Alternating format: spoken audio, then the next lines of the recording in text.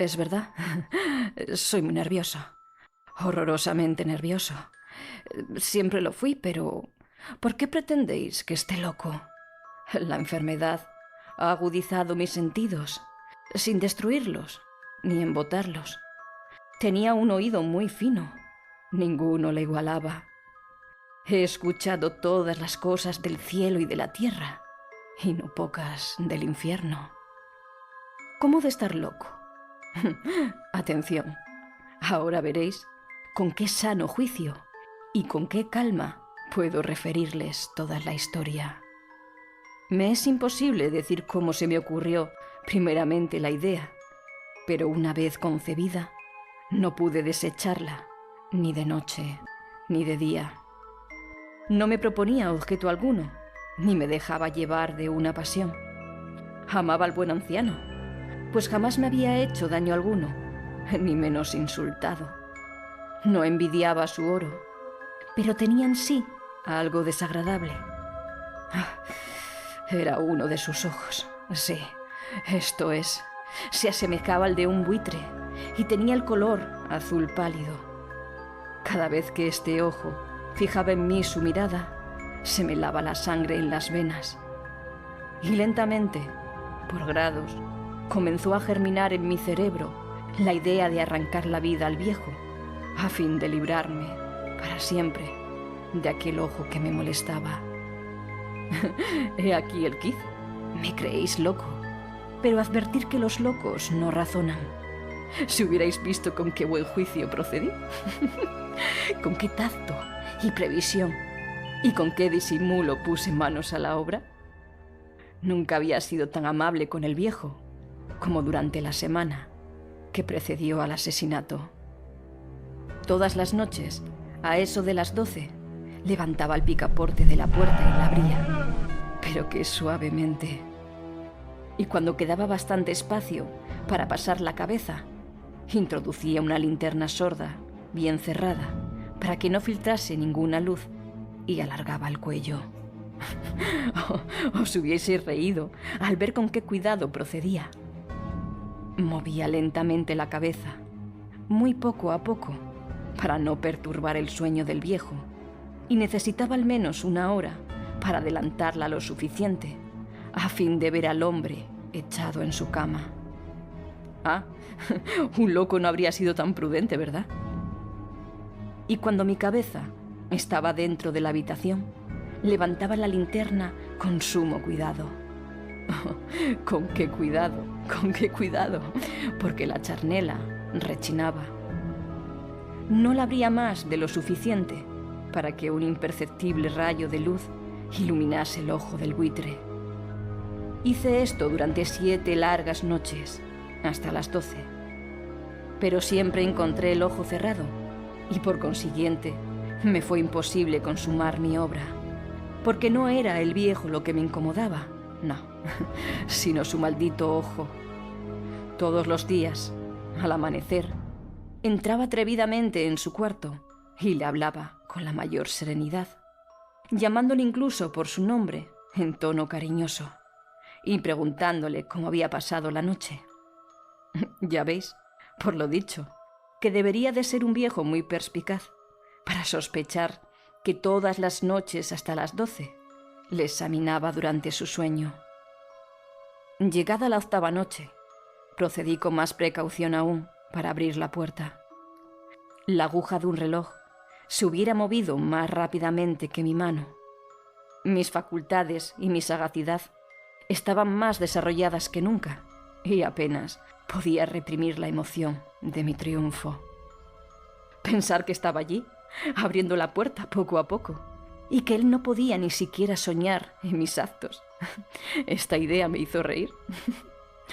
Y tal vez el durmiente escuchó mi ligera carcajada, pues se movió de pronto en su lecho como si despertase. Tal vez creeréis que me retiré. Nada de eso. Su habitación estaba negra como un pez. Tan espesas eran las tinieblas, pues mi hombre había cerrado herméticamente los postigos por temor a los ladrones, y sabiendo que no podía ver la puerta entornada, seguí empujándola más, siempre más, Había pasado ya la cabeza y estaba a punto de abrir la linterna, cuando mi pulgar se deslizó sobre el muelle con que se cerraba, y el viejo se incorporó en su lecho exclamando: «¿Quién anda ahí?». Permanecí inmóvil, sin contestar. Durante 1 hora me mantuve petrificado, y en todo este tiempo no le vi echarse de nuevo. Seguía sentado y escuchando, como yo lo había hecho noches enteras. Pero he aquí que de repente oigo una especie de queja débil, y reconozco que era debida a un terror mortal. No era de dolor ni de pena, no. Era el ruido sordo y ahogado que se eleva del fondo de un alma poseída por el espanto. Yo conocía bien ese rumor, pues muchas veces, a las 12, cuando todos dormían, lo oí producirse en mi pecho, aumentando con su eco terrible el terror que me embargaba. Por eso, comprendía bien lo que el viejo experimentaba y le compadecía, aunque la risa entreabriese mis labios. No se me ocultaba que se había mantenido despierto desde el primer ruido. Cuando se revolvió en el lecho, sus temores acrecentaron, y sin duda quiso persuadirse que no había causa para ello, mas no pudo conseguirlo. Sin duda pensó: «Eso no será más que el viento de la chimenea, o de un ratón que corre, o algún grillo que canta».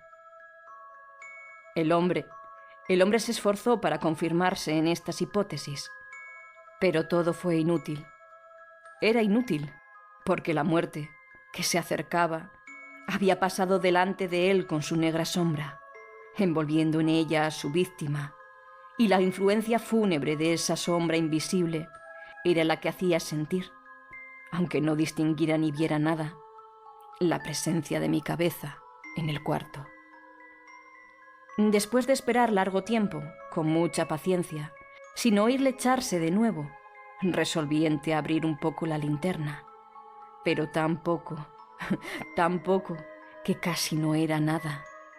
La abrí tan cautelosamente que más no podía ser, hasta que al fin un solo rayo pálido, como un hilo de araña saliendo de la abertura, se proyectó en el ojo del buitre. Estaba abierto, muy abierto, y no me enfurecí apenas le miré. Le vi con la mayor claridad, todo entero, con su color azul opaco y cubierto con una especie de velo hediondo que heló mi sangre hasta la médula de los huesos. Pero esto era lo único que veía de la cara o de la persona del anciano, pues había dirigido el rayo de luz, como por instinto, hacia el maldito ojo. No os he dicho, ya que lo que tomabais por locura no es sino un refinamiento de los sentidos. En aquel momento, un ruido sordo, ahogado y frecuente, semejante al que produce un reloj envuelto en algodón, hirió mis oídos. Aquel rumor, lo reconocí al punto, era el latido del corazón del anciano, y aumentó mi cólera, así como el redoble del tambor sobreexcita el valor del soldado.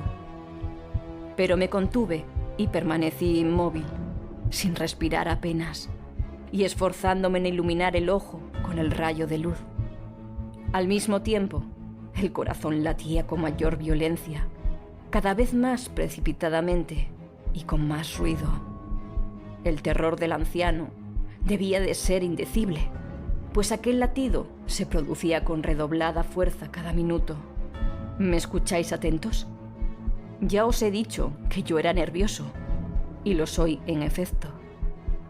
En medio del silencio de la noche, un silencio tan imponente como el de aquella antigua casa, aquel ruido extraño me produjo un terror indecible. Por espacio de algunos minutos me contuve aún, permaneciendo tranquilo, pero el latido subía de punto a cada instante, hasta que creí que el corazón iba a estallar. Y de pronto me sobrecogió una nueva angustia. Algún vecino podría oír el rumor. Había llegado la última hora del viejo. Profiriendo un alarido, abrí bruscamente la linterna y me introduje en la habitación. El buen hombre solo dejó escapar un grito, solo uno. En un instante le arrojé en el suelo. Reí de contento al ver mi tarea tan adelantada, aunque esta vez ya no me atormentaba. No, pues no se podía oír a través de la pared. Al fin cesó la palpitación, porque el viejo había muerto. Levanté las ropas y examiné el cadáver. Estaba rígido, completamente rígido. Apoyé mi mano sobre el corazón y la tuve aplicada algunos minutos. No se oía ningún latido. El hombre había dejado de existir y su ojo, desde entonces, ya no me atormentaría más.